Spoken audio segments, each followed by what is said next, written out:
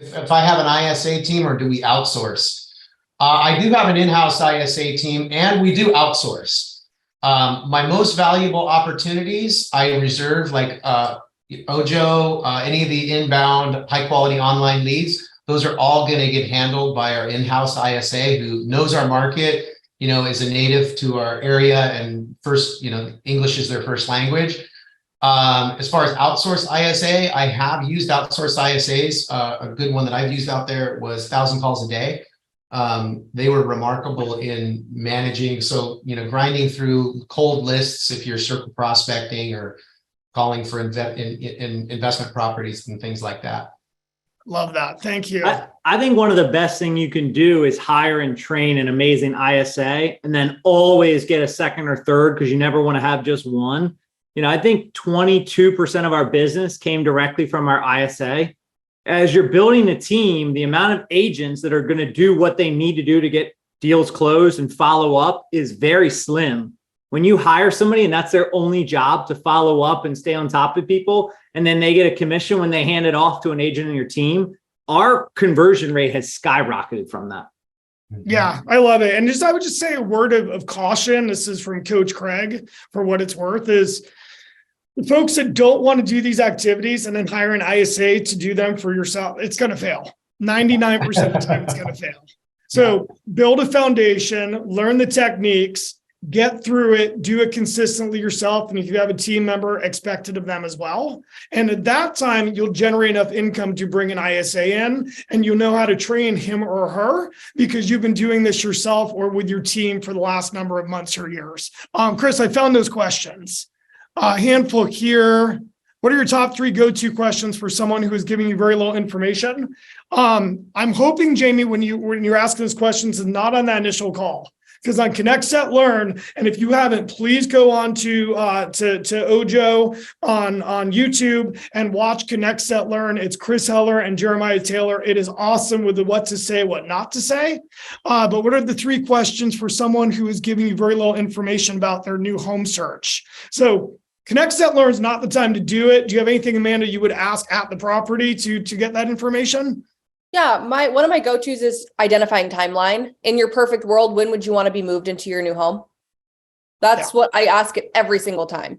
Yep. And then challenge whatever their answer is. Probably in the next 6 months. So if we found the perfect house tomorrow, but you had to move in the next 30 days, would you be interested? Or they say, next 30 days. Well, if we don't find something in 30 days and the perfect house doesn't come up for 6 months, is that okay? No. We absolutely have to be in something by blah, blah, blah. You've got to go 3 deep. So whenever you ask a question, you ask another one and another one to go deeper and deeper to understand their response. And some of those questions are really simple. Tell me more about that. Yeah. Why do you say it that way? These are very basic things that I can ask that once I ask the first question and then I say, tell me a little bit more about that. What's important to you about that? Oh, really? Interesting. Where did that come from? I'm just digging deeper and deeper and deeper. The better understanding I have, the more likely they are to want to use me because they feel like they're understood. People want to feel understood. And that's why we're asking questions, understanding motivation, determining what they're looking for by asking the right questions so they feel like I'm the only agent on the planet that truly understands where they are. It's amazing. I saw a question on here, Nick, and it was, I'm receiving leads, but the price point they're at, there's nothing in our market. I actually saw a post that said something similar where some gentleman had taken the time to put his last 20 leads. It wasn't from Ojo, but it was another company, referral type company. And it's like, he just blasted like 16 of the 20. But you know what there was, guys and ladies? There was 4 really good ones. Like we got so stressed about the 2 or 3 that don't work or they're manufactured homes or they're unbuildable land.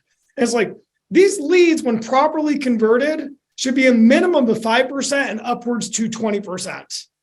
So for every 10 you get, hold on, I'm on a heater here, Nick. For every 10 you get, if you properly handle them, that should be 2 sales, like really properly handle them. By default, I'm not an expert at math. That's 8 you don't sell homes to. So stop focusing on the 5 or 6 that didn't fit or weren't nice or weird price point, and focus on the 3 or 4 that are solid, meet them where they want to be met, do a needs analysis, provide value, and for goodness sake, sell them home. All right, Nick, back to you. I had to get that off my chest. No, I think you're exactly accurate. People think they're going to get a lead in and they're going to close it within 60 days. Where we're getting the 5 or 10 or even 15% conversion is if a lead comes in this month, we will sell them a home or help them sell their home over the next 3 years at some point.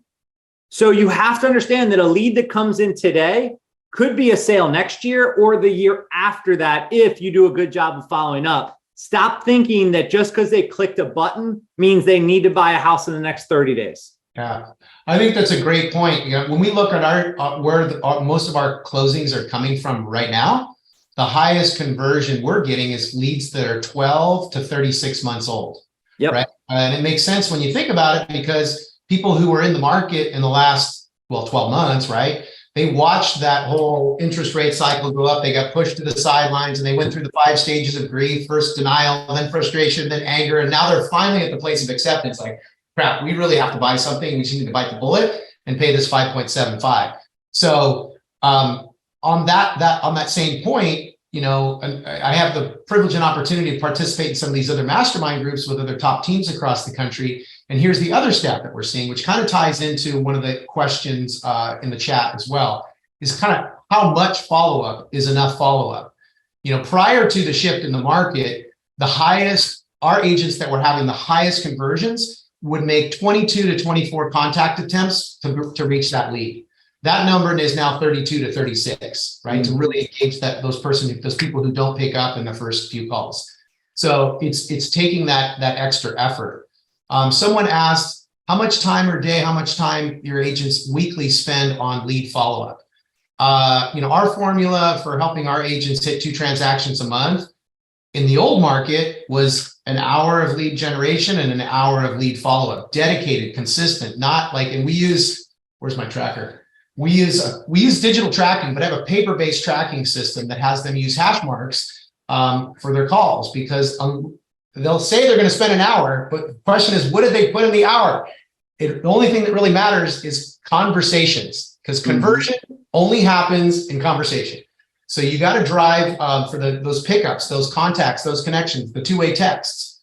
Those are the things that are going to move the needle. And so today it's probably closer to 3 to 4 hours a day of prospecting and lead follow-up to get that same result. So Agreed.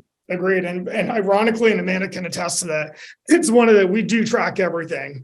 And the one thing we focus on every day, Brett, is conversations, period. That's our it's 2-way. It might be a brief conversation, but a real estate conversation is going to lead to the highest number of sales.